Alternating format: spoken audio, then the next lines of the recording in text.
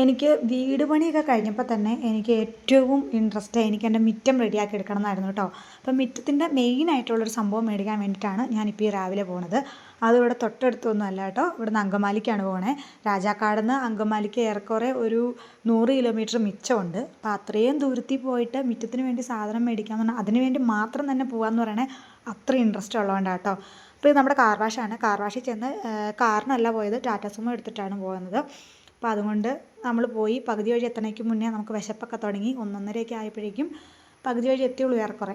രാവിലത്തെ ജോലിയൊക്കെ കഴിഞ്ഞ് ഇറങ്ങിയപ്പോഴേക്കും ഞങ്ങൾ ലേറ്റ് ആയിട്ടാണ്. അപ്പോൾ അവിടുന്ന് ഫുഡൊക്കെ കഴിച്ചിട്ടാണ് നമ്മൾ സ്ഥലത്തെത്തുന്നത്. സ്ഥലത്തെത്തിക്കഴിഞ്ഞപ്പോൾ തന്നെ എനിക്ക് ഭയങ്കര സന്തോഷമായി. കാരണം ഞാൻ എന്താണോ ആഗ്രഹിച്ച് വന്നത് അതിൽ കൂടുതൽ എനിക്ക് അവിടെ ഉണ്ടായിരുന്നു കേട്ടോ. പെബിൾസൊക്കെ ഒരു മല പോലെയായിരുന്നു കിടക്കുന്നത്. പെബിൾസ് കണ്ടപ്പോൾ തന്നെ ഞാനവിടെ ഫ്ലാറ്റായി. അതിലേറെ ഫ്ലാറ്റായത് ഈ തുളസിത്തറ കണ്ടിട്ടാട്ടോ. തുളസിത്തറ എനിക്ക് നേരത്തെ തൊട്ടിട്ട് പല വീഡിയോസിൽ കണ്ടിട്ടാണെങ്കിലും ഒക്കെ എനിക്ക് ഭയങ്കര ഇഷ്ടമായിരുന്നു. അപ്പോൾ അത് വേണമെന്നുള്ള മനസ്സിലൊരിതുണ്ട്. പക്ഷേ എന്നാലും നമ്മളിപ്പോൾ എടുത്തില്ല. നമ്മൾ അതിനുള്ള പ്ലാനിലല്ല പോയത്. അപ്പോൾ മെയിനായിട്ടും പെബിൾസും ആർട്ടിഫിഷ്യൽ ഗ്രാസൊക്കെ നോക്കാനായിട്ടോ പോയത്. ഞാനിവിടെ വന്നത് യൂട്യൂബിലൊരു വീഡിയോ കണ്ടിട്ടാട്ടോ. യൂട്യൂബിൽ ഡിഞ്ചു എന്ന് പറഞ്ഞ ഒരു യൂട്യൂബറുടെ വീഡിയോ കണ്ടിട്ടാണ് ഞാൻ വന്നത്. അപ്പോൾ അതിനകത്ത് ഇങ്ങനെ ആർട്ടിഫിഷ്യൽ ഗ്രാസ് വിരിക്കുന്നതും പെബിൾസ് ഇടുന്നതായിട്ടുള്ള ഫുള്ള് ഡീറ്റെയിൽസ് കൊടുത്തിട്ടുണ്ടായിരുന്നു.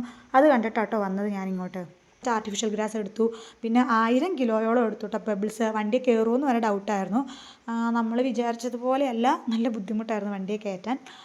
കൊച്ചിനാണെങ്കിൽ അവിടെ ചെന്നിട്ട് ഭയങ്കര ഇഷ്ടപ്പെട്ടു കേട്ടോ. എന്നെപ്പോലൊക്കെ തന്നെ കൊച്ചും കല്ലൊക്കെ കണ്ടപ്പോഴേക്കും കൊച്ചവിടെ ഫ്ലാറ്റ്. അങ്ങനെ ഇച്ചൂട്ടൻ അതിൽ തുള്ളിക്കളിച്ച് നടക്കുന്നുണ്ടായിരുന്നു. പിന്നെ നമുക്ക് സാധനം വണ്ടി കയറ്റിലായിരുന്നു കുറച്ച് ബുദ്ധിമുട്ട്. സീറ്റൊന്നും അഴിച്ചു വെക്കാത്തതുകൊണ്ട് ഭയങ്കര ബുദ്ധിമുട്ട് കേട്ടോ വണ്ടിയെ കയറ്റിയത്. പിന്നെ നമ്മൾ ഒത്തിരി ലേറ്റായിട്ടാണ് തിരിച്ച് വീട്ടിൽ എത്തിയത് കേട്ടോ.